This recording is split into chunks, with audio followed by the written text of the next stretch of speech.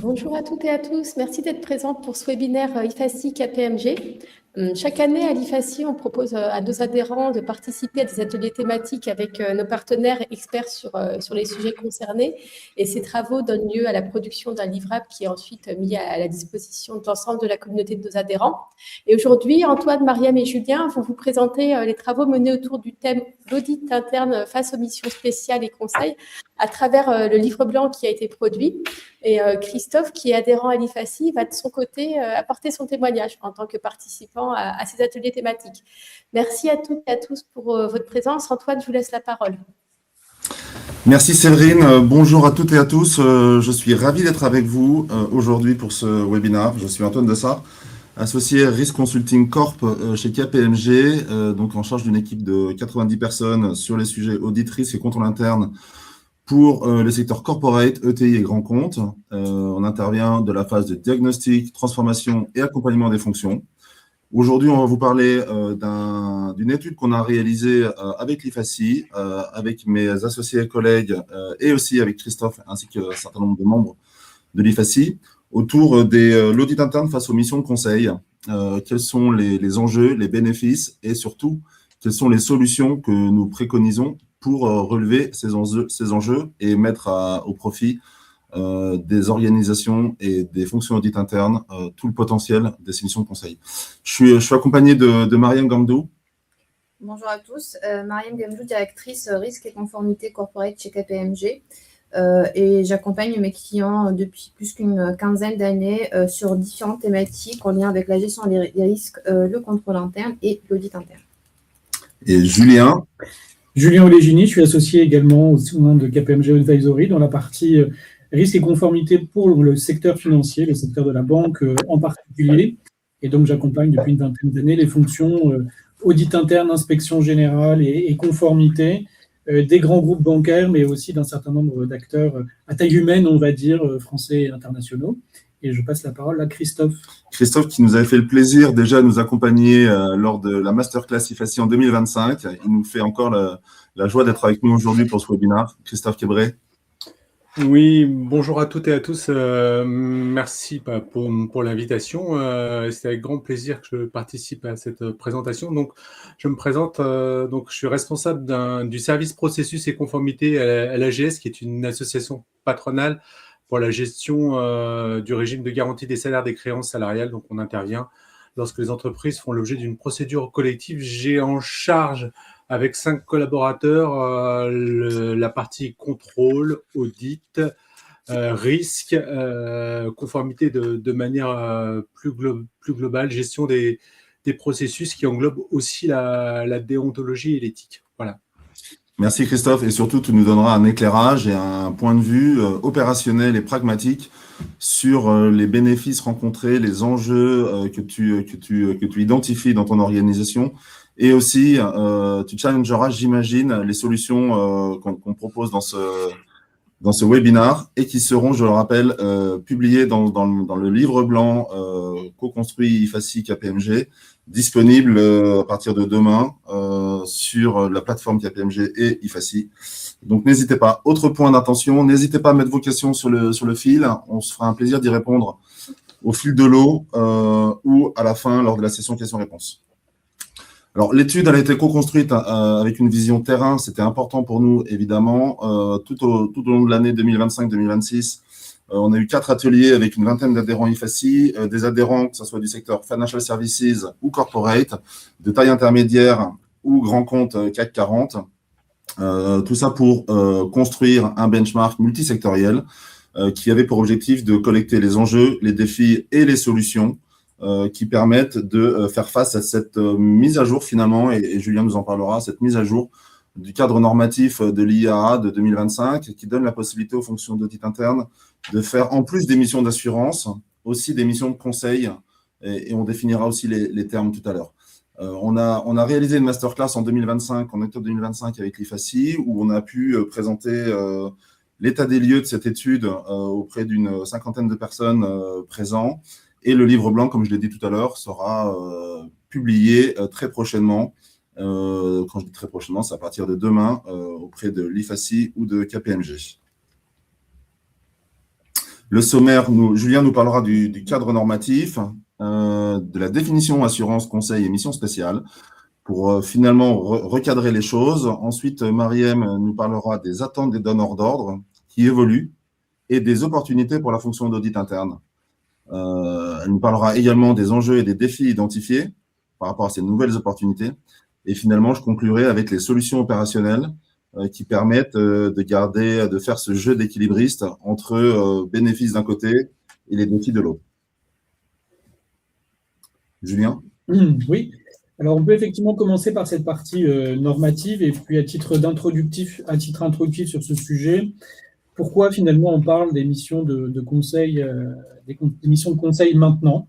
Parce que c'est vrai qu'en soi, les missions de conseil ne sont pas nouvelles, ce n'est pas un concept nouveau.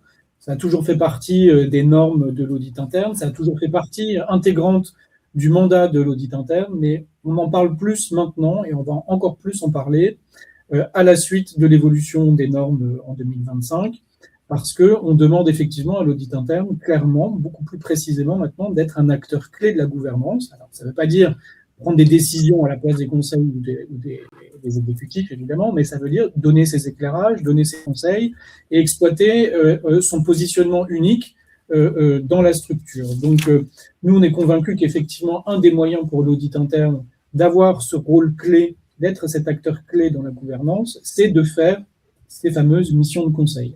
Les missions de conseil, elles posent beaucoup de questions, elles ont un intérêt très fort et ça peut donner beaucoup de bénéfices aux fonctions d'audit interne et aux organisations. Et il faut le faire dans un cadre très normé, dans un framework bien structuré pour bénéficier de tous ces bénéfices, justement, et pour éviter qu'au contraire, ce type de mission crée du risque si elles sont exécutées de façon un peu improvisée. Donc, dans les normes, en fait, on parle effectivement de ces missions, et on voit bien aujourd'hui que les fonctions de l'audit interne sont sollicitées par les parties prenantes, que ce soit le conseil ou la direction générale, dans des contextes extrêmement variés. Donc, on a effectivement, ça classiquement, la mission d'assurance, on a les revues de process, on a des revues d'incidents, des revues de fraude, des revues de projets sensibles, de l'intervention parfois pendant des transformations un peu sensibles, pour préparer des décisions ou pour analyser des crises. Donc, dans ces différents contextes, les parties prenantes ont des besoins face à ces demandes qui sont très différentes. Parfois, on demande classiquement une assurance. On demande à l'audit interne de donner une opinion sur un cas. Parfois, on va demander juste une analyse ou un éclairage sur une situation, de l'aide à la prise de décision, typiquement sur une fraude ou un incident. On peut demander une opinion, mais aussi on peut demander à l'audit interne de décrire tous les événements qui ont pu concourir à la formation d'un incident ou à la formation d'une fraude. Donc, on ne demande pas nécessairement une opinion. Donc, c'est précisément dans ces moments où les différentes parties prenantes expriment leurs demandes que l'audit interne doit se poser la question de savoir dans quel contexte son intervention va se réaliser. Est-ce qu'on va être dans une mission d'assurance ou est-ce qu'on va être dans une mission de conseil? Donc, les normes apportent des éléments de réponse là-dessus pour savoir dans quel type de catégorie on va se trouver, mais c'est évidemment à chaque fois la pratique qui va apporter un petit peu de difficulté pour bien interpréter. Donc, pour revenir sur ce cadre normatif, il est, lui, très précis sur ce qui existe en termes de services pour l'audit interne. Le premier point de départ, c'est de dire, ça je pense que tout le monde est bien au courant, mais c'est bien de le rappeler, c'est que tout ce que fait l'audit interne se situe dans le cadre des normes de l'IFACI. Il n'y a rien que fasse l'audit interne qui se situe en dehors des normes. Et dans les normes, il y a un mandat et il y a deux types de services. Il y a les services d'assurance et les services de conseil. C'est-à-dire qu'il n'y a pas d'autres services que cela. On entend beaucoup parler de missions spéciales, mais les missions spéciales ne sont pas une catégorie de services, c'est plutôt un contexte d'intervention. On intervient en mission spéciale un peu dans l'urgence, dans des environnements sensibles, post-fraude, post-incident, mais une mission spéciale est soit une mission de conseil, soit une mission d'assurance. Donc, comment on distingue bien ces deux types de missions? Il y a deux grands critères clés. Et déjà, peut-être juste avant de chercher à faire la distinction, un point important, c'est de se dire, et ça c'est dans les normes également, il y a des services d'assurance et des services de conseil qui ont chacun leur mode de fonctionnement, c'est-à-dire en termes de cadrage, en termes de déroulé de la mission, en termes d'annonce de la mission, en termes de documentation, en termes de rapport, en termes de recommandations. Les processus de suivi de la mission et d'exécution de la mission sont très différents, qu'on soit dans le conseil ou dans l'assurance. Donc, d'où l'intérêt de bien faire cette distinction et de faire cette distinction impérativement, ça s'est demandé par les normes aussi, avant le début de la mission.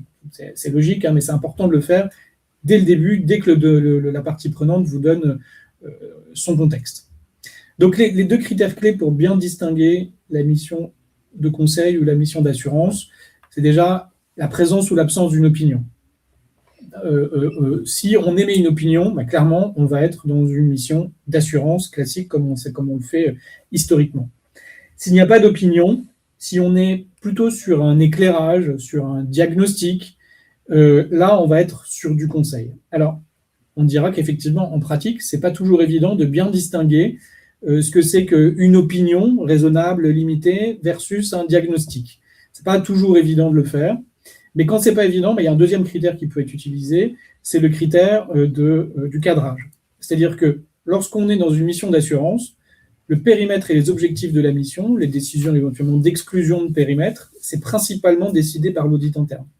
L'audit interne peut éventuellement échanger avec la direction générale, peut échanger aussi avec le conseil pour faire des exclusions, centrer les travaux sur telle ou telle zone de risque, mais c'est principalement l'audit interne qui a la main, en tout cas en première intention, pour définir ce périmètre et ses objectifs. Par opposition, lorsqu'on est dans une mission de conseil, clairement, là, le périmètre et les objectifs sont définis conjointement avec les parties prenantes. Donc, un patron de business, la direction générale ou le conseil, là, on va travailler ensemble pour bien définir ce qu'on veut regarder très clairement dans cette mission de conseil, ce qu'on veut complètement laisser de côté. Donc ça, c'est le deuxième critère qui peut être utilisé. Donc, en combinant ces deux critères, il devient normalement possible de qualifier n'importe quel type de mission, soit en assurance, soit en conseil. Julien, il y a peut-être un point qui est important, c'est le momentum aussi de la mission. Est-ce qu'on est avant les faits ou après les faits? Si on est après les faits, on est plutôt a posteriori, analyse, post-mortem, des analyses causes-racines. Là, on sera plutôt dans la mission d'assurance aussi. Et si on est plutôt dans une vision prospective, on sera plutôt dans une mission de conseil pour donner un avis sur une analyse des risques potentiels et autres. Exactement. Alors, c'est vrai qu'en pratique, hein, et ça, on a pu en parler pendant nos ateliers, c'est que lorsque l'audit interne intervient sur une fraude ou sur un incident, on est quand même. Alors, généralement, ça s'appelle une mission spéciale en pratique. Hein, ça s'appelle une mission spéciale, mais on voit bien que généralement, on est plutôt sur une mission d'assurance parce qu'on va émettre une opinion sur qu'est-ce qui s'est passé, qu'est-ce qu'il faut faire, et on va éclairer de cette façon-là. Donc, on est généralement là-dessus sur une mission ex post et une mission d'assurance. Il y a une très grosse différence aussi entre l'assurance et le conseil, c'est sur les recommandations. L'approche est complètement différente et c'est assez évident, hein, mais dans la mission d'assurance, on donne une opinion et on est dans une logique corrective. C'est-à-dire que la mission d'assurance, elle a vocation à identifier des gaps et elle a vocation à combler ces gaps au travers de recommandations. Ces recommandations, une fois qu'elles sont acceptées par les audités, elles sont obligatoires et elles font l'objet d'un suivi très rapproché par l'audit interne. En mission de conseil, la situation est clairement différente. C'est-à-dire que là, les normes n'imposent pas d'avoir des recommandations. Les normes n'interdisent pas non plus d'avoir des recommandations, mais ça dépend vraiment du contexte. Soit on est dans un éclairage, comme je l'évoquais tout à l'heure, ou comme l'évoquait Antoine, un éclairage très prospectif, soit on est effectivement sur la description d'un événement, on décrit les événements, les circonstances qui ont concours à la formation d'un incident ou d'une fraude, et à ce moment-là, on n'a pas nécessairement de recommandations. C'est pas obligatoire. En revanche, si on en émet, on peut en émettre, mais elles n'ont pas de force obligatoire. Là, c'est les audités, ou plutôt les clients, qui vont choisir de mettre en œuvre ou pas les recommandations émises par l'audit interne dans le contexte d'une mission de conseil. D'ailleurs, selon les maisons, on peut avoir une terminologie différente, c'est-à-dire parler de recommandations lorsqu'on est en mission d'assurance ou parler de préconisation lorsqu'on est en mission de conseil. Voilà pour les principaux éléments en termes normatifs. N'hésitez pas à poser des questions si vous en avez. Peut-être juste un point qui me paraît quand même très important, c'est mentionné dans le livre blanc, mais c'est le sujet de l'indépendance. Et on va en parler à plusieurs moments. Mais c'est clairement de dire que les normes prévoient bien la circonstance dans laquelle on a une mission de conseil qui serait suivie peu de temps après par une mission d'assurance. Donc là, il faut vraiment qu'il y ait des mesures de sauvegarde qui soient mises en place pour conserver l'objectivité lorsqu'on fera la mission d'assurance. Et il y a plusieurs types de missions de sauvegarde. Ça peut être effectivement soit avoir une période de viduité entre la mission de conseil et la mission d'assurance. délai de validité qui peut être, on l'imagine mal, inférieur à 12 mois, donc 12 mois, ce sera vraiment un minimum. Mais il peut y avoir d'autres choses, hein, ça peut être aussi un changement d'équipe complet, même si ce n'est pas aussi efficace qu'un délai de validité. Mais voilà, il faut mettre en place des mesures, parce qu'il peut y avoir de la flexibilité sur les mesures, mais ça ne se fait jamais effectivement au détriment de l'indépendance. Voilà, je m'arrête ici pour cette partie normative, mais je pense que c'est important pour bien comprendre effectivement ce qu'on peut faire, ce qui est obligatoire et puis ce qui est effectivement laissé à la main des fonctions d'audit interne. Et je vais laisser la parole à Antoine qui pourra effectivement nous donner quelques éléments d'illustration. Merci Julien. Merci pour cette définition qui pose déjà le cadre et qui surtout identifie déjà des défis et des opportunités. Et en fait, c'est pas moi qui vais présenter les enjeux et les défis et les opportunités, c'est Mariem. Donc, je donne la parole à Mariem qui va nous parler des attentes des donneurs d'ordre. Et je crois que Christophe nous donnera un éclairage aussi de comment tu vois les choses au quotidien dans ton organisation par rapport à ces attentes qui ont évolué aussi. Merci Antoine. Et donc là, on va passer sur les attentes des donneurs d'ordre, justement, quand on pose la question sur la valeur attendue d'une direction d'audit qui va faire des missions de conseil. Juste un petit rappel, comme disait Antoine au début, les éléments qu'on va vous partager maintenant, ça vient du benchmark qu'on a réalisé auprès d'une quarantaine de directions d'audit interne, incluant le secteur financier et le secteur corporate. Et l'une des questions qu'on a posées justement à ces directions-là, c'était quelle serait la valeur attendue par les donneurs d'ordre.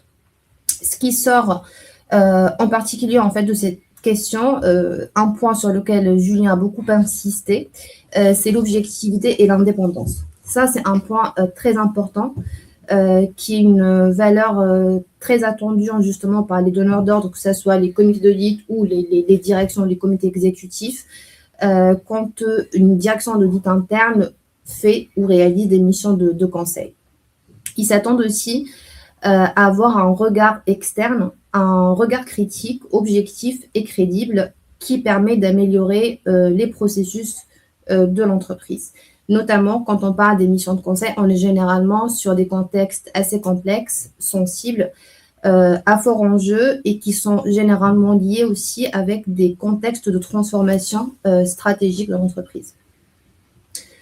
L'autre point qui sort aussi suite à cette question sur les valeurs attendues pour les missions de conseil réalisées par les directions d'audit interne, c'est aussi des analyses claires, synthétiques, des regards critiques orientés action et qui sont capables aussi d'orienter justement les directions des entreprises et les aider dans la prise de décision, qui est un élément très important quand on parle des missions de conseil. Et comme le disait aussi Julien, on est plutôt sur du prospectif, donc il y a toujours cette valeur qui est attendue sur comment on peut aider justement l'entreprise dans cette prise de décision stratégique. Christophe, tu voulais nous donner un éclairage, je crois, sur cette partie des attentes des donneurs d'ordre. Oui, alors en 3 points aussi, pour rebondir sur ce qui vient d'être dit. Je crois que ce qui est attendu, ça fait le lien avec ce que vient de dire Mariem, c'est d'être un vrai créateur de valeur. C'est-à-dire, ça permet à l'auditeur de se positionner plus comme business partner, d'être vraiment quelqu'un qu'on va plus solliciter qu'il ne va que lui ne va nous solliciter. C'est vraiment, ça permet le fait, à mon sens, de mettre en avant cet éclairage de façon indépendante et cette notion de créateur de valeur. Je suis complètement d'accord, Christophe. Il y a, au-delà de l'expertise, il y a une posture aussi qu'il faut ajuster. Une posture de proximité peut-être avec les donneurs d'ordre et vraiment être en proactivité avec ces donneurs d'ordre. Il y a une question qui est sortie là sur les compétences nécessaires. Je vous propose d'y répondre juste la slide d'après. Normalement, on devrait le couvrir et ça fait la transition. Mariem, si tu veux bien. Du coup, là, merci Christophe. On a parlé des attentes en fait des donneurs d'ordre, mais là, on va parler des opportunités en fait que peuvent présenter ces missions de conseil pour la fonction audit interne. Donc, pareil, là, c'est les statistiques qui sortent suite à ce benchmark qu'on a réalisé.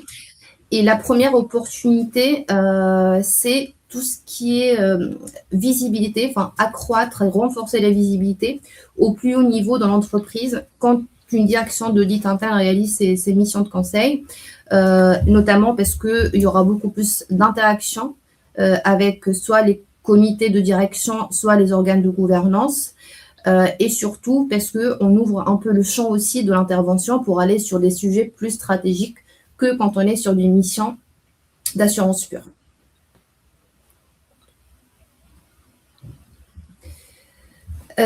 La deuxième opportunité qui se dégage suite à ce benchmark, c'est un peu lié aussi avec la visibilité en fait de la fonction d'audit interne au sein de l'entreprise, qui est aussi le renforcement de ce positionnement stratégique, justement ce qui est lié aussi au fait d'aller sur des champs possibles, de nouveaux territoires justement sur lesquels l'audit interne en tant qu'en fonction assurance n'y allait pas forcément. Et comme on disait tout à l'heure, et c'est la définition qu'a donnée aussi Julien, il y a beaucoup de missions quand on fait les missions de conseil qui sont liées avec des sujets en lien avec le plan stratégique de l'entreprise et du coup ce qui positionne et qui renforce aussi le positionnement de la direction d'audit interne en se positionnement sur ce type de mission. La troisième opportunité, et c'est la réponse à la question qui vient d'être posée, c'est justement le développement des compétences.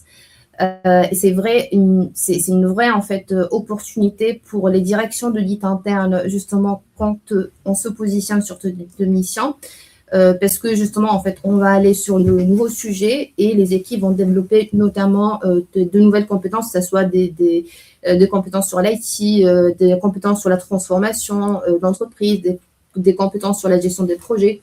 Donc ça permet vraiment d'avoir renforcer l'attractivité de la fonction audit interne au sein de l'entreprise et ça permet aussi de créer une fonction comme une filière de création de talents pour les directions d'entreprise, enfin des directions d'audit interne qui se positionnent sur ce sujet. Et la dernière… Je me permets juste un point sur ce sujet d'attractivité et de rétention. Vraiment, les missions de conseil, on en a parlé pendant nos ateliers, pour dire que c'est une carte de plus pour attirer des bons profils, pour retenir des profils dans la fonction. Et c'est aussi une carte de plus pour donner de la visibilité aux auditeurs eux-mêmes à titre individuel dans la structure, leur donner de la visibilité dans une autre posture, une posture conseil, qui peut aussi leur permettre d'avoir d'autres typologies de postes à responsabilité après la fonction d'audit interne. Et ça aussi, c'est un bénéfice pour la fonction d'audit interne parce que ça montre que après l'audit interne, ça le montre encore plus, il y a un accès, un tremplin vers des fonctions à responsabilité. Et donc, valoriser les auditeurs aussi à titre individuel, ça permet d'avoir un tremplin encore plus important vers d'autres fonctions à responsabilité. Donc, vraiment, l'attractivité, la rétention et ce tremplin vers l'extérieur, ce sont aussi des avantages très importants pour la fonction d'audit interne. Il y a deux questions, là. Une question par rapport à la vision prospective et une autre question par rapport aux expertises nécessaires sur les missions de conseil versus assurance. Elles sont un petit peu liées, donc je vais me permettre d'y répondre ensemble. Les visions prospectives, c'est tout simplement qu'une mission de conseil va couvrir un sujet pour lequel on va fournir un éclairage aux donneurs d'ordre. Un éclairage, pourquoi ? Parce que le projet n'est pas réalisé, c'est une perspective de réalisation et dans ce cadre-là, on peut donner par exemple un benchmark organisationnel de telle et telle fonction si le sujet concerne la réorganisation d'une fonction, quelle qu'elle soit. On peut donner des benchmarks et donc l'expertise est un petit peu différente des expertises nécessaires dans les missions d'assurance car il va nécessiter finalement une vision aussi sectorielle et de benchmark qui va être moins nécessaire dans les missions d'assurance. Voilà pour les expertises et pour la vision prospective. C'est beaucoup plus, encore une fois, on ne donne pas des recommandations d'amélioration, on donne des avis et des éclairages sur des possibilités de mise en œuvre. Donc, quand on fait une mission de conseil, on est plutôt en amont de la réalisation et donc on va utiliser de l'expertise sectorielle, l'expertise métier, pour donner un avis, un éclairage aux donneurs d'ordre pour les aider à prendre des décisions et des orientations stratégiques. Voilà. Donc, l'expertise va être un petit peu différente et bien souvent, la complémentarité des profils va être la clé pour pouvoir répondre à ce genre de mission de conseil. On y reviendra dans les solutions si vous êtes d'accord. Oui. J'allais peut-être juste pour compléter cette partie sur l'expertise, c'est effectivement, il y a une façon d'agir très différente entre la mission d'assurance et la mission de conseil. Déjà en termes de posture, hein, on ne vient pas pour contrôler, on vient pour conseiller, donc la posture doit être différente, et ça se perçoit dans la façon de poser des questions, d'interagir, d'avoir des entretiens versus des ateliers de travail. Ce n'est pas du tout la même posture. Et puis ça se matérialise très bien aussi au niveau du rapport et de l'écriture. Dans un rapport d'audit, on connaît les écritures un peu classiques qui sont parfois un peu piquantes, hein, il faut quand même le dire, hein, sur des dispositifs parcellaires ou lacunaires ou un dispositif de maîtrise des risques insuffisant. Donc, on est sur des formulations généralement de ce type-là. Dans une mission de conseil, il faut vraiment changer de plume. On n'est plus du tout dans cette typologie d'écriture-là. Donc, ça aussi, c'est une différence. Et puis, il y a un niveau de seniorité aussi, où on estime un niveau de seniorité et d'expertise sur la thématique concernée, qui est peut-être un petit peu plus important dans une mission de conseil, parce qu'on va avoir en face de soi des décideurs auxquels il faut pouvoir parler d'égal à égal, et venir avec un background technique et de benchmark un petit peu plus important. Donc, c'est pour ça qu'il y a des différences effectivement importantes entre l'assurance et le conseil. Il y a juste une question là par rapport à ce que l'audit interne peut prendre l'initiative de proposer une mission de conseil. Alors, selon moi, l'audit interne ne peut pas prendre l'initiative de réaliser une mission de conseil. Par contre, elle peut prendre l'initiative de faire la promotion de sa compétence à faire une mission de conseil. Le sponsor sera toujours un exécutif ou un membre de la direction générale qui doit pouvoir, ou le comité d'audit, ou le comité d'audit, bien sûr, qui doit pouvoir être à l'initiation du lancement de cette mission. Voilà. Autant l'audit interne peut s'auto-saisir d'une mission d'assurance, clairement, s'il identifie une zone de risque clé, autant s'auto-saisir sur une mission de conseil, là, il faut quand même plutôt un client en face, donc l'auto-saisine là est plus limitée.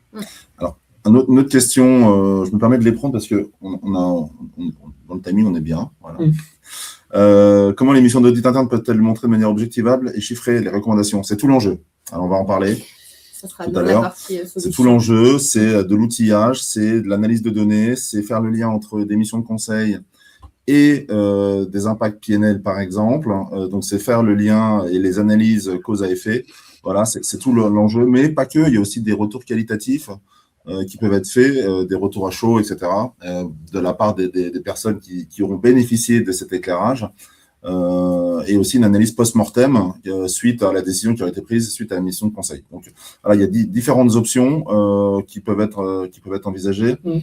N'y a-t-il pas un risque à l'avenir par un manque d'appétence mission d'assurance? Alors, ça, c'est une question qui est très intéressante. Il y a deux questions là qui sont très intéressantes sur le risque à l'avenir d'un manque d'appétence pour les missions d'assurance et puis la concurrence que vous évoquez. Donc, sur le risque à l'avenir d'un manque d'appétence pour les missions d'assurance, alors ça pourrait, mais il y a quand même une limite très claire là-dessus, c'est que la fonction d'audit interne reste le niveau de contrôle le plus haut dans l'organisation, donc ça reste un niveau de contrôle. Dans le plan, il faut avoir un bon équilibre entre les missions d'audit et les missions de conseil, et on aura toujours, je pense pas qu'il y ait de risque à ce qu'il y ait un shift entre la proportion de missions de conseil et la proportion de missions d'audit. Il y aura toujours une très grande majorité de missions d'assurance, parce qu'on a quand même l'obligation de couvrir le périmètre de contrôle interne dans un nombre d'exercices aussi limité que possible. Donc, à un moment, les ressources, il faut quand même prioritairement les mettre sur ce type de sujet. Et après, il y a une question qui se pose aussi autour de combien ça peut représenter en volume de jours hommes.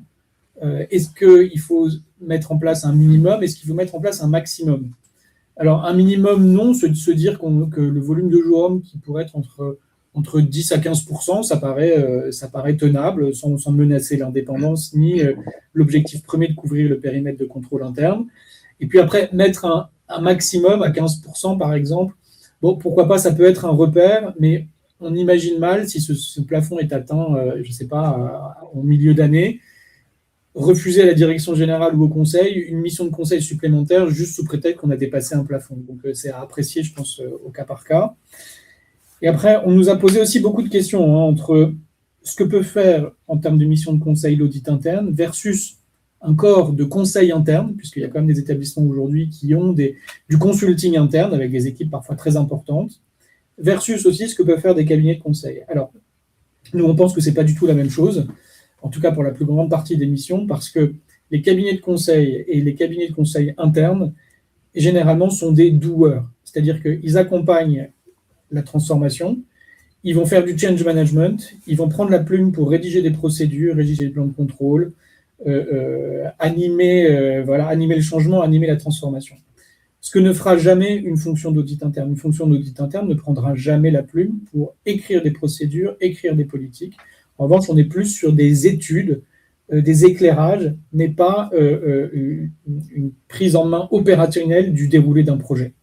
Donc c'est vraiment une différence fondamentale et qui permet aussi de garantir l'indépendance permanente de la fonction audit interne et éviter ces situations d'autorévision où on sera amené à auditer ce qu'on a fait nous-mêmes.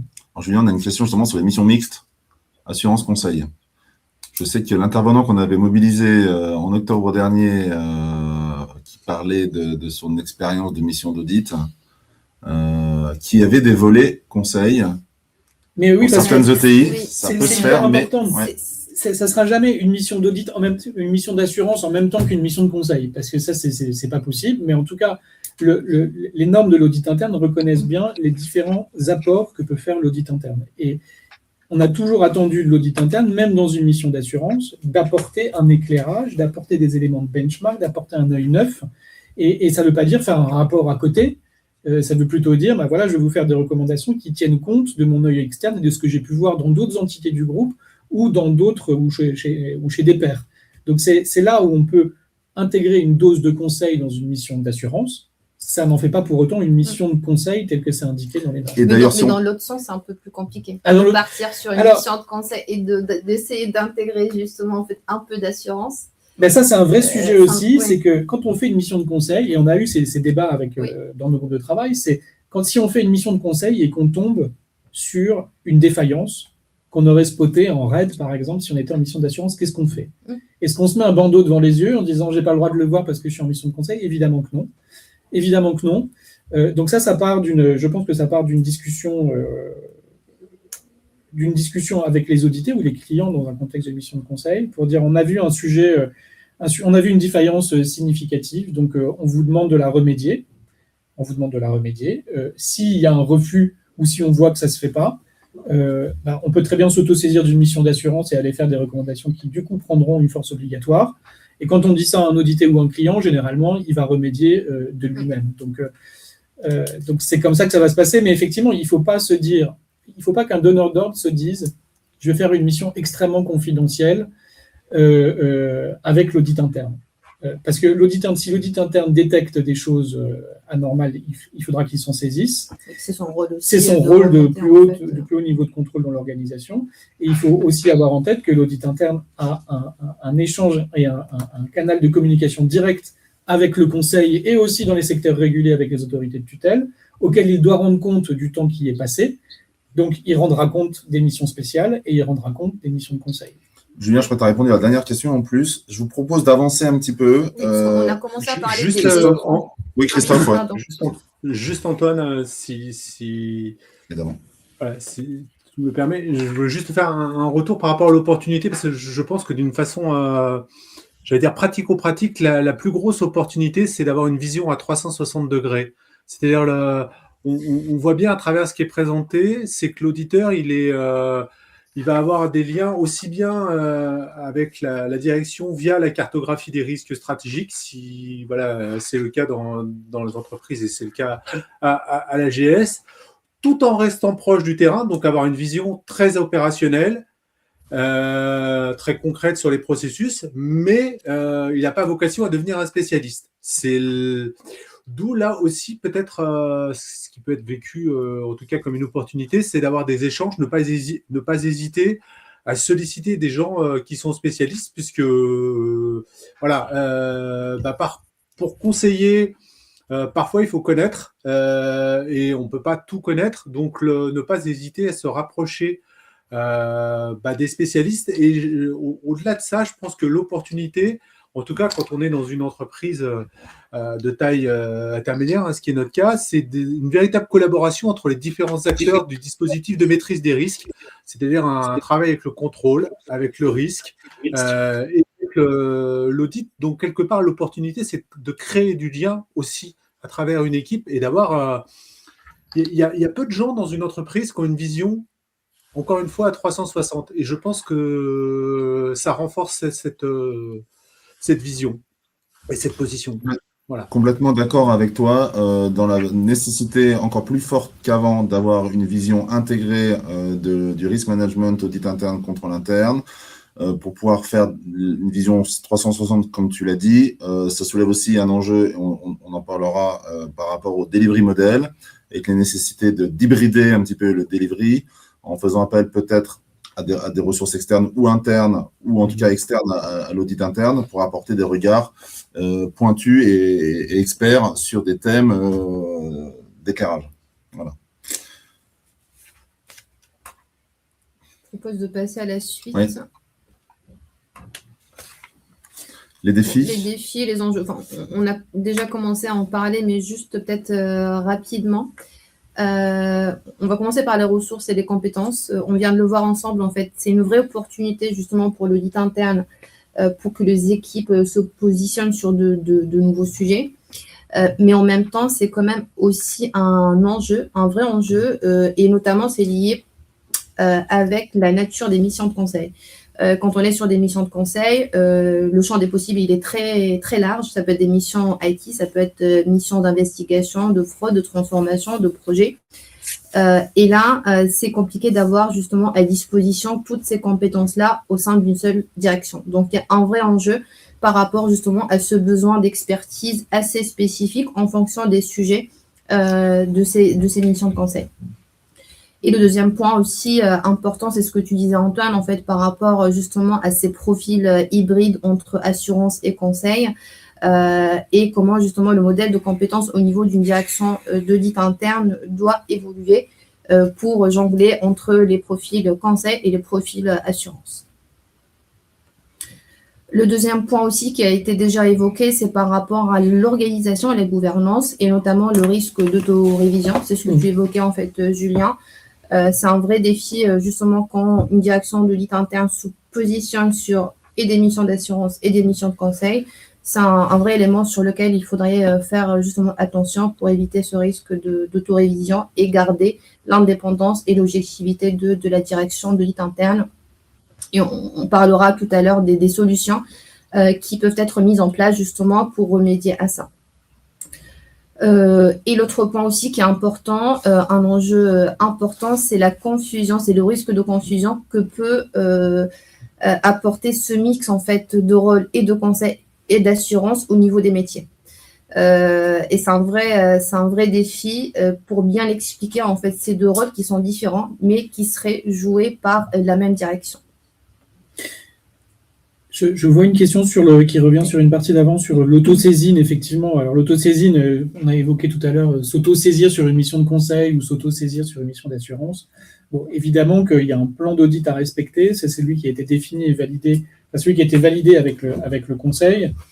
On peut néanmoins y apporter des modifications en accord avec le conseil. Et ça, c'est aussi un des enjeux qu'on verra tout à l'heure, c'est justement de voir qui peut autoriser une mission de conseil. Est-ce que la mission de conseil, elle doit être systématiquement autorisée par le comité d'audit, le comité des risques équivalent, ou par le conseil, ou est-ce que à partir du moment où la fonction d'audit interne s'est dégagée, une réserve de jour-homme pour ce type de mission, elle reste maître des missions qu'elle fait? C'est une vraie question à se poser. Nous, on pense que le conseil devrait être sollicité sur ce type de sujet, justement pour être un des garde-fous à l'indépendance. Et ça répond aussi à une des questions que vous aviez, que j'ai vu, Andreas, sur ce que pourraient dire des autorités de tutelle. Les autorités de tutelle, je pense, ne verraient pas de problème à ce type de mission, à condition qu'elles soient extrêmement bien cadrées, extrêmement bien structurées, et avec l'accord, effectivement, des parties prenantes, notamment du comité d'audit et du comité des risques. Donc, on voit d'ailleurs, je pense au secteur banque, au secteur financier, au secteur de la banque en particulier, où, en fait, les textes européens précisent que les établissements doivent suivre les normes de l'audit interne, et les normes de l'audit interne précisent que l'audit interne doit avoir ce rôle clé dans la gouvernance, et donc faire des missions de conseil, c'est un de ces leviers pour atteindre cet objectif. Et ça rejoint justement le dernier. Pardon. Non, pardon. Allez-y, Christophe. Allez-y. Non, je voulais pas de souci. Juste rebondir par rapport au dernier point qui est la communication. Et voilà, Je pense, alors non seulement parce que c'est ma marotte, hein, la communication sur les métiers de la maîtrise du risque en général, parce que je pense que s'il n'y a pas une bonne communication, vous pouvez avoir des ressources, des compétences, de process, de la méthode, de l'organisation, de la gouvernance, mais si tout ça, vous n'arrivez pas à le vendre, vous n'arrivez pas à l'expliquer, bah, vous n'arrivez pas à grand-chose. Donc ça n'arrive qu'à 10%, et pourtant, je pense que c'est un vrai enjeu, c'est pas que de la forme, c'est savoir... voilà, on l'a dit, hein, l'un des enjeux, c'est d'être plus sollicité que l'on ne sollicite. Et ça, si on ne sait pas le mettre en avant, si on ne sait pas l'expliquer, bah, tout le reste, ça ne fonctionnera pas. Et pour bien communiquer, il faut formaliser en amont. Et du coup, ça fait le lien avec les solutions, si vous êtes d'accord.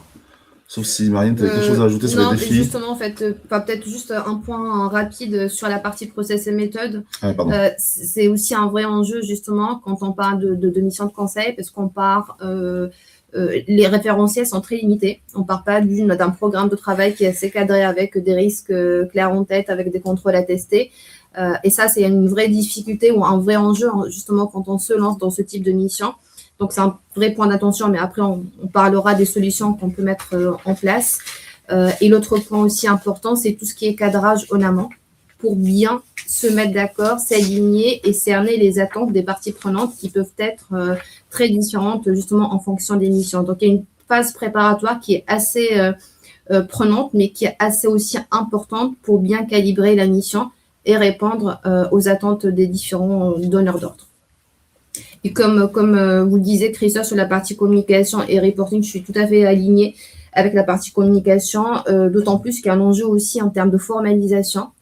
Quand on parle de rapport de mission de conseil, il faut bien s'aligner sur le format pour bien justement formaliser ce qu'il faut, donc ni trop peu, être assez clair aussi dans ce qu'on délivre dans ce type de rapport qui est très différent normalement d'un rapport d'assurance. Donc, c'est un autre défi qui est lié avec cette partie communication et reporting. Et ça peut être une opportunité pour innover aussi, parce que je pense qu'il faut savoir un peu sortir des cadres standards en matière de communication globale sur la mission d'audit.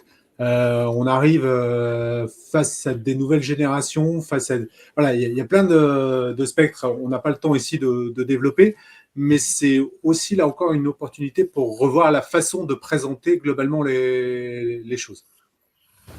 Tout à fait.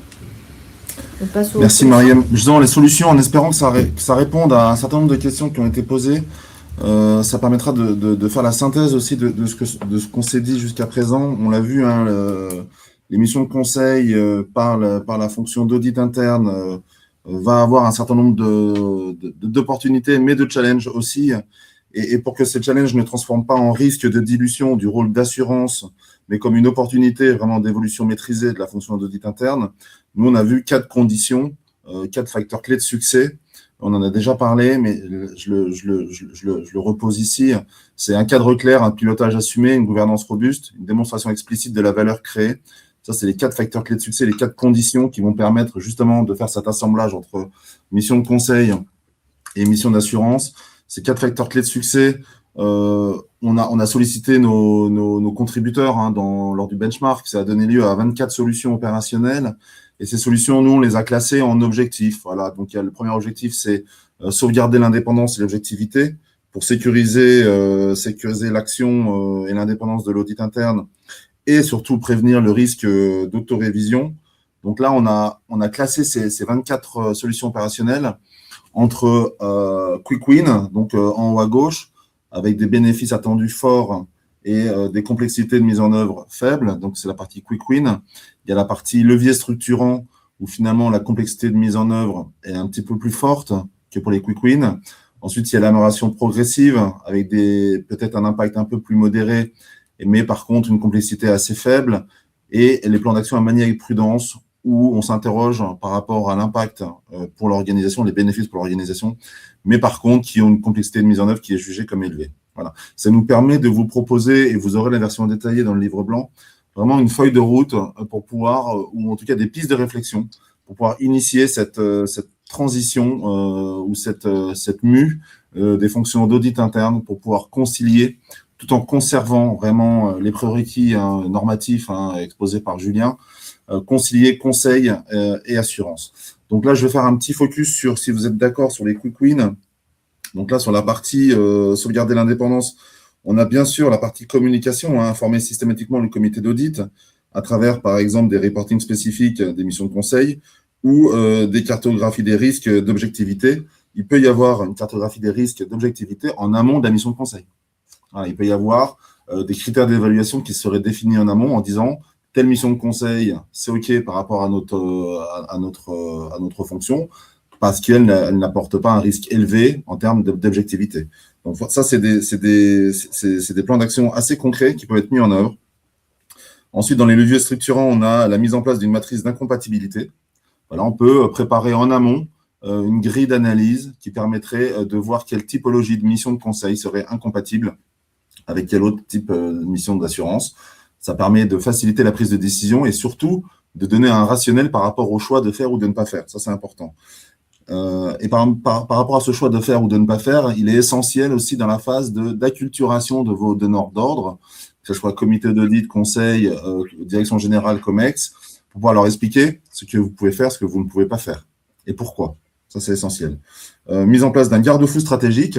Donc là, tu en as parlé tout à l'heure, Julien. C'est par exemple un seuil plafond en pourcentage de temps passé à valider avec le conseil en amont en disant au-delà de 15%, est-ce qu'on est OK ou pas OK? Est-ce que ça risquerait pas de compromettre finalement la position, la posture de la fonction d'audit interne en faisant trop de conseils et de diluer encore une fois finalement sa part de rôle d'assurance? Donc ça, c'est important. Vous parliez tout à l'heure, il y avait une question par rapport au reporting annuel. Donc clairement, le reporting annuel au comité d'audit doit être réalisé et notamment communiquer sur l'équilibre entre assurance et conseil. Voilà, la décision doit être prise au niveau comité d'audit, évidemment, par rapport à ces sujets-là. Il y a un autre point pour sauvegarder l'indépendance et l'objectivité, c'est potentiellement séparer les équipes. Alors, ça peut être fait différemment. Soit un Chinese wall, des personnes vont faire du conseil, des personnes vont faire de l'assurance, ou on peut mettre une supervision indépendante. Par exemple, sur une mission de conseil, on peut mettre un superviseur différent de la mission d'assurance. Voilà, il y a différents plans d'action qui peuvent être mis en œuvre pour pouvoir sécuriser. C'est ce qu'on a vu chez certains de nos clients, notamment dans le secteur bancaire. Alors, ce n'est pas une séparation encore audit-conseil, mais c'est une séparation mission spéciale versus mission d'assurance classique du plan. C'est-à-dire que chez certains clients, notamment dans du retail, il y a des équipes qui se sont professionnalisées sur des audits de fraude ou des audits d'incidents. Donc, qui ont professionnalisé les méthodologies, professionnalisé les approches, professionnalisé les outils techniques. Et donc, on peut très bien imaginer demain, sur un calque de ce type de modèle, avoir des équipes qui soient davantage dédiées à des missions de conseil. Pour l'instant, on ne l'a pas vu, ce n'est pas encore la tendance, mais à l'avenir, ça pourrait le devenir. Ça peut être une option. Ça dépendra aussi de la taille des équipes. Ça dépend bien entendu de la taille des équipes, parce que ce qui est important de préciser aussi, c'est que ces missions de conseil ne peuvent jamais se faire au détriment de l'exécution du plan d'audit qui a été validé avec le plan. Donc, soit on a une réserve et on peut le faire, soit une réserve de jour homme et on peut le faire avec nos équipes, soit on a une réserve euro et à ce moment-là, on peut faire appel éventuellement du conseil externe pour aider à faire ces missions de conseil. Christophe, tu voulais rajouter quelque chose?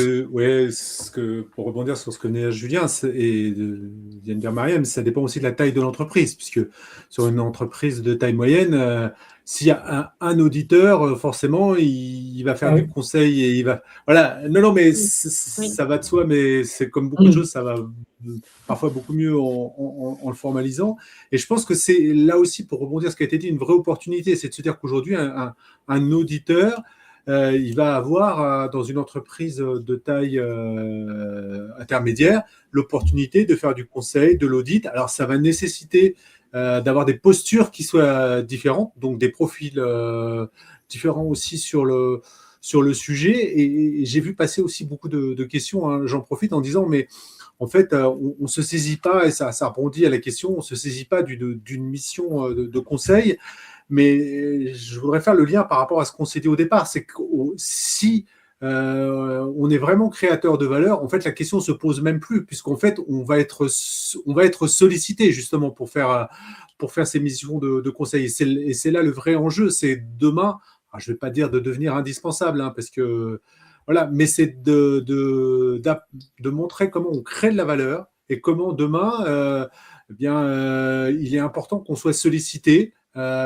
Et encore, moi je dirais que c'est quelque part assez confortable puisqu'on conseille, on ne décide pas, donc, mais on apporte de la valeur. Donc, quand on est vraiment arrivé à montrer qu'on apportait une vraie valeur, en fait, là encore une fois, je me répète, mais la question ne se posera plus parce qu'à un moment donné, on se dira, et si on demandait un outil de conseil? Et là, je pense que quand on arrive là, j'allais dire, la mission est remplie. Voilà. Tout à fait. Et ça fait tout à fait écho à ce que l'on évoquait tout à l'heure sur les attentes des dirigeants. C'est-à-dire que dans les attentes du dirigeant, il y a le fait d'exploiter au maximum le positionnement unique de la fonction d'audit interne de l'organisation qui combine à la fois une vision très macro des ambitions stratégiques de la structure, de la vision stratégique du projet d'entreprise et qui dispose aussi d'une vision micro des forces et des faiblesses des fonctions de support, des fonctions de contrôle et des différents métiers. Et il n'y a pas d'autres fonctions au sein d'entreprise qui peut combiner cette vision macro et cette vision micro. Donc c'est là c'est vraiment ça qu'on peut exploiter. C'est au travers des missions de conseil qu'on peut exploiter au mieux ce positionnement unique. J'avance un petit peu parce que je vois le temps qui tourne rapidement sur l'objectif t'en parlais tout à l'heure, de mesurer et de démontrer la création de valeur. Pour nous, on a identifié 2 quick wins. C'est intégrer ces missions de reporting annuelles. Et c'est ce que tu disais, Christophe. En fait, plus on nous sollicitera pour faire des missions de conseil, plus ça signifiera que nos sponsors ont compris la création de valeur qu'on apportait. Voilà. Ça peut être, par exemple, sur des missions très concrètes. Une mission spécifique, c'est ce qu'on a fait il n'y a pas très longtemps chez KPMG pour un client. Une mission spécifique sur les doubles paiements. Donc, c'est lié à un risque, mais en même temps, c'est lié à une économie concrète pour le client. Donc, voilà, on a transformé le processus achat et ça permet de réaliser des économies par rapport en évitant ces doubles facturations. Donc, ça, c'est des exemples. Donc, part du temps consacré, impact stratégique, et feedback des commanditaires, ça c'est important pour capter la création de valeur. Deuxième quick win, c'est mettre en place une évaluation à chaud et à froid. Satisfaction CODIR, contribution stratégique, de la mesure de la valeur mesurée. Ça, c'est important aussi que l'audit interne prenne l'habitude de demander des feedbacks à chaud et à froid aux commanditaires pour pouvoir s'insérer dans une boucle d'amélioration continue aussi du dispositif et des expertises de ces équipes. Ça, c'était pour l'objectif numéro 2. On peut avancer rapidement sur l'objectif numéro 3, qui est la formalisation d'un cadre de référence.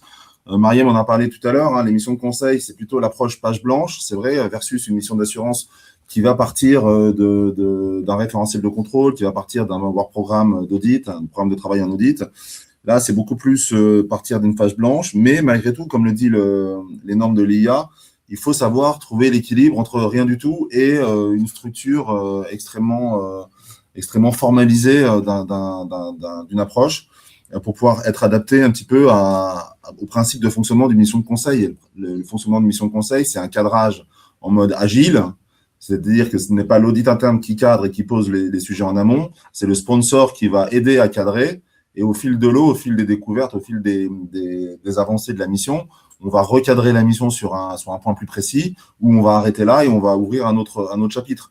C'est aussi ça l'approche conseil. Donc, du coup, c'est la difficulté. Et dans les quick wins qu'on a identifiés, petit 1, c'est élaborer une procédure dédiée pour le fonctionnement d'une mission de conseil. Tout simplement, c'est les critères de qualification de mission. On l'a dit, assurance conseil spécial, les modalités de déclenchement, à la demande de qui les font, les niveaux de formalisation attendus, quel est le format de rapport attendu, est-ce qu'on a un canevas standard ou on a un format beaucoup plus libre en fonction du donneur d'ordre et de l'attendu, est-ce que c'est du benchmark, est-ce que c'est une veille sectorielle ou est-ce que c'est des recommandations d'optimisation sur un processus par exemple, les règles d'escalade en cas de risque ou de situation particulièrement sensible, comme l'a dit Julien tout à l'heure, si lors de votre mission de conseil vous identifiez une fraude ou une défaillance majeure sur un dispositif de contrôle, quelle est la règle d'escalade? Ça, il faut la définir en amont et il faut que ça soit communiqué au conseil et communiqué aux sponsors, en amont, en transparence. Quelles sont les responsabilités et les limites d'intervention? Qu'est-ce qu'on fait, qu'est-ce qu'on ne fait pas? Nous, chez KPMG, quand on intervient sur des missions pour lesquelles on a des limites de par d'autres interventions non compatibles qu'on pourrait faire, eh bien, on a des limites, on a des exclusions d'activités qui sont clairement définies dès la lettre d'engagement et ça, c'est accepté par le client. Il faut ce même fonctionnement pour les fonctions internes, il me semble. On a aussi, en plan d'action, le numéro 12, mettre en place une grille de qualification en amont. les 3 questions structurantes, et là, ça fait le lien avec ce que tu disais, Julien, entre mission d'assurance et mission de conseil. Et si on arrive à répondre à ces 3 questions, je pense qu'il n'y aura plus de doute possible entre assurance et conseil. C'est l'émission conduit-elle à émettre une opinion? Qui définit les objectifs et le périmètre de la mission? Est-ce que c'est l'audit ou est-ce que c'est le sponsor? La nature des recommandations relève-t-elle de l'éclairage ou de la correction? Donc voilà, ce sont des questions très simples, très pragmatiques, qui, si elles sont formalisées, vous aident vraiment à définir la position, la posture de l'audit interne quand il fait une mission d'assurance ou une mission de conseil. L'objectif numéro 4, c'est vraiment professionnaliser le delivery des missions. Là, on voit qu'il y a beaucoup moins de quick win parce que pour nous, les actions sont beaucoup plus complexes à mettre en œuvre. Mais malgré tout, on a le protocole de mission sensible avec une chaîne de confidentialité, règles d'accès aux livrables, coordination entre le légal et les ressources humaines, gestion des risques réputationnels. Ça, c'est des sujets importants dans la professionnalisation du delivery. Et dans tout ce qui est dans les leviers structurants, on a mis le cadrage de la mission qui doit être renforcé sur la mission de conseil, car c'est un cadrage qui va être fait finalement, comme je disais, en mode agile, en mode sprint avec les donneurs d'ordre, et non pas en mode linéaire comme sur une mission d'assurance où on a le cadrage, le field work et le reporting. Là, sur les missions de conseil, on est beaucoup plus en mode sprint, donc c'est-à-dire on cadre, on exécute, on recadre, on réexécute, etc., etc. Et enfin, mettre en place un pilotage agile de la mission. Pareil, pour réorienter, stopper si nécessaire ou approfondir s'il le faut. Ça, c'est les plans d'action pour l'objectif numéro 4, professionnaliser. Et enfin, les 2 derniers objectifs, concevoir un capacity planning formalisé, on en a parlé. Comment arbitrer entre temps d'assurance et temps de conseil. Là, on a vu en quick win, et c'est ce qu'on fait quand on met en place des fonctions d'audit interne chez nos clients, et quand on construit des programmes, des plans d'audit, souvent, on met 10 à 15% de buffer dédiés aux missions de conseil ou spéciales, c'est-à-dire non prévues au plan d'audit. Ça, c'est un quick win, vraiment. Ça a discuté avec le conseil d'administration, mais c'est quelque chose qui peut se faire assez facilement avec des ajustements trimestriels qui peuvent être faits sur le plan d'audit validé par le conseil d'administration, par les comités d'audit. En quick win, on a formalisé les mécanismes de co-sourcing pré-négociés. Alors, ça peut être co-sourcing en externe, mais ça peut être aussi du co-sourcing avec des fonctions internes en fonction des sujets qui seront ciblés par la mission de conseil. Ça, c'est sur la partie capacity planning. En tout cas, c'est clair que si vous voulez faire un assemblage entre mission de conseil et mission d'assurance, il va falloir faire évoluer le modèle de delivery et le modèle de sourcing pour pouvoir, et c'est tout au bénéfice des missions que vous pourrez réaliser et de vos équipes aussi. La collaboration avec des experts internes ou externes aidera à faire monter la compétence de vos collaborateurs. Donc, c'est vraiment du gagnant-gagnant. Et enfin, là, on gardera 2 minutes pour répondre aux questions. L'objectif numéro 6, c'est faire évoluer le référentiel de compétences.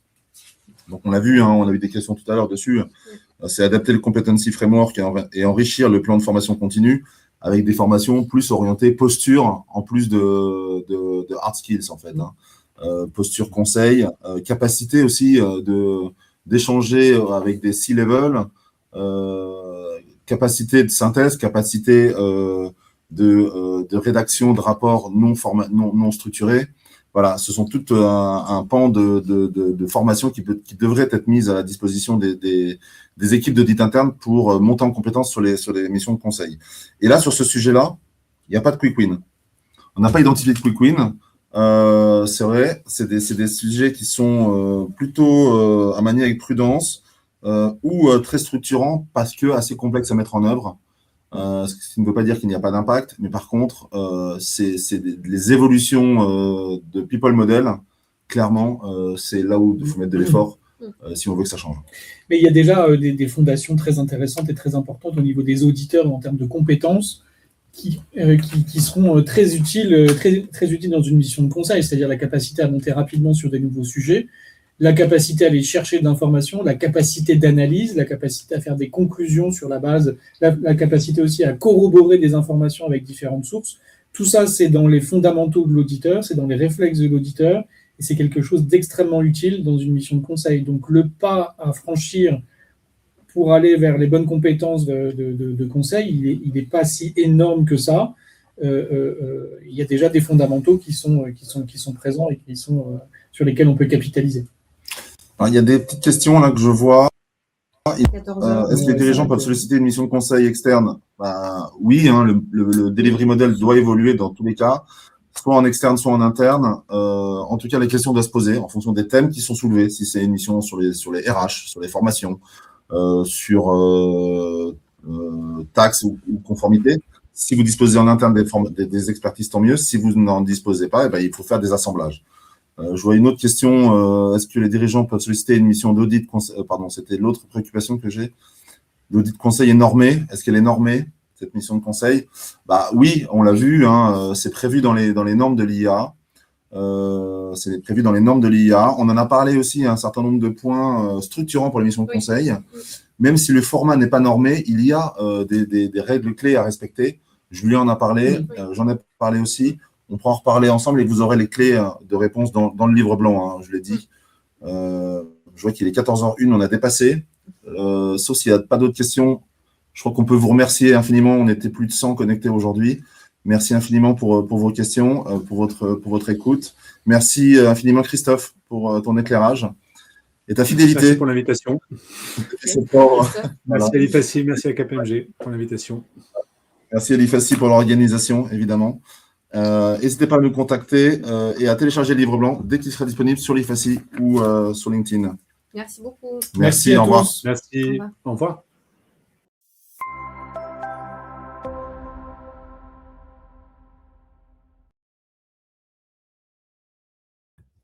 Ok.